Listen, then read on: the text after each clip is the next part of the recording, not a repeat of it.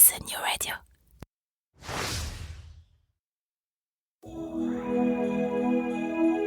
Cette année, du 1er au 24 décembre, pour encore mieux vivre le temps des fêtes, comme on dit de l'autre côté de l'Atlantique, Objectif Québec, le podcast, vous propose de vous plonger dans l'avant québécois. Ainsi, chaque jour, avec Christelle, nous répondons à une question sur la culture québécoise. Au total, 24 questions, des plus farfelues aux plus sérieuses. 24 occasions de mieux connaître le Québec tout en s'amusant. 24 épisodes pour dire au revoir à 2024. Et ce calendrier nous amènera jusqu'au réveillon. 24 opportunités de gagner un très beau cadeau. Mais pour cela, il faudra attendre la fin de l'épisode. En attendant, découvrons ce que nous réserve l'avant québécois d'aujourd'hui.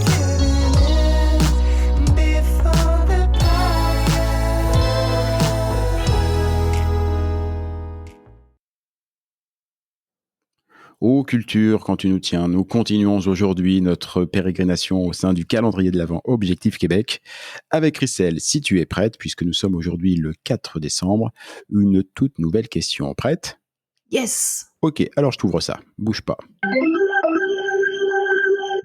Oh, puis elle est bien celle-là. Oh, elle est bien. Oh, tu vas voir, tu vas beaucoup l'aimer. Je pense que vous allez aussi beaucoup l'aimer, puisque c'est le truc dont on parle. Christelle, d'où vient l'accent québécois ? Oula. Mais là, on a toujours que 2-3 minutes. Ouais, on peut faire un peu plus long que les autres fois cette fois. Ouais. Non, mais l'accent québécois, il trouve ses origines dans le français parlé par les colons qui sont arrivés, qui étaient principalement en plus de Normandie ou de Poitou. Donc c'est cet accent-là qui a été préservé pendant des siècles, mais ça a été préservé aussi pendant des siècles parce que il y avait cet isolement géographique qui a fait que en fait le québécois, comme on le dit maintenant, l'accent a été préservé par l'isolement géographique, mais aussi limité dans son influence d'évolution. Donc c'est ça, c'est le français du Québec qui est souvent en plus comparé par une capsule temporelle linguistique. Il conserve des tournures, des prononciations qu'on trouve jolies, qu'on adore. Des fois, ça nous interpelle, mais c'est vraiment, il y a plein de choses du vieux français là-dedans, et on en oublie. Des fois, on se dit bah tiens, pourquoi il y a ça, pourquoi cet accent-là et tout, mais il y a plein de vieux français, plein de mots qui viennent enrichir cet accent québécois. Donc voilà, mais il y a aussi, je pense, un s'en mêler avec les Premières Nations qui font que cet accent-là, entre les Premières Nations, les colons qui sont arrivés, ça donne ce qu'on connaît maintenant. C'est exactement ça. Le québécois, c'est en gros, le français québécois, j'entends, c'est en gros le français du XVIIe siècle. Pour avoir étudié un petit peu la question, il s'est passé une chose assez particulière à partir du XVIIe, début du XVIIIe siècle. C'est que le roi de France, pour des raisons qui n'appartiennent qu'à lui, a décidé de complexifier à outrance l'orthographe française, qui est devenue une orthographe très particulière, puisque d'habitude, dans toutes les langues, on a un son, une façon de l'écrire, assez simple.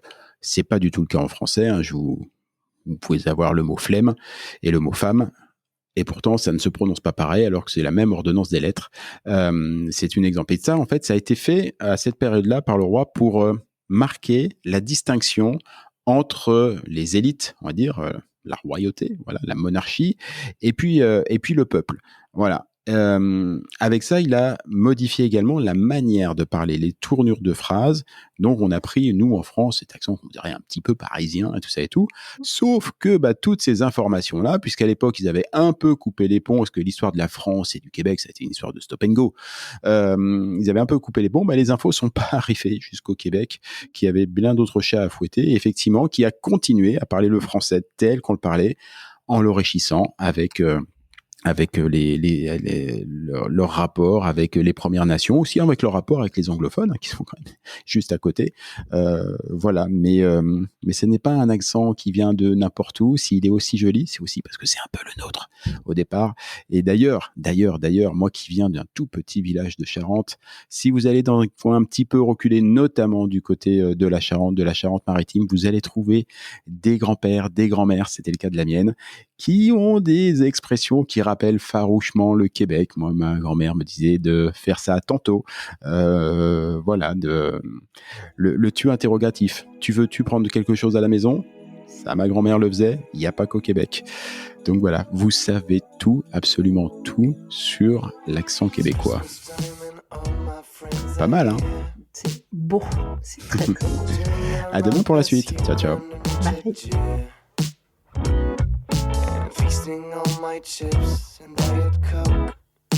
Vous savez quoi ?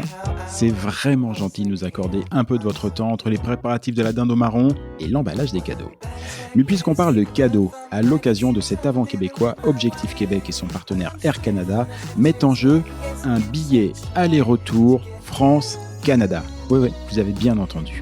Pour tenter d'être celui ou celle qui embarquera sur ce vol Air Canada, rendez-vous sur la page Facebook officielle d'Objectif Québec. Et ensuite, c'est un peu plus simple. Si ce n'est déjà fait, mais de vous à moi ça m'étonnerait, abonnez-vous à notre page Facebook officielle. Et si vous ne le savez pas où la trouver, c'est très facile, vous trouverez le lien en descriptif de cet épisode. Ensuite, vous trouverez également le post top départ des épisodes de l'Avent québécois. Il vous suffit alors d'écrire « Je participe » en commentaire de cette publication et hop, le tour est joué, vous avez participé. Et si vous voulez augmenter vos chances de gagner, n'hésitez pas alors à partager cette publication en taguant l'équipe d'Objectif Québec dans votre commentaire. Attention, la date limite de participation est fixée au 25 décembre à 10h. Car le Père Noël himself, ou Christelle, ça dépendra des dispos de chacun, est attendu ce même 25 décembre à 17h cette fois-ci pour effectuer le grand tirage au sort final. Sur ce, je vous souhaite un très bon temps des fêtes à tous. À tantôt!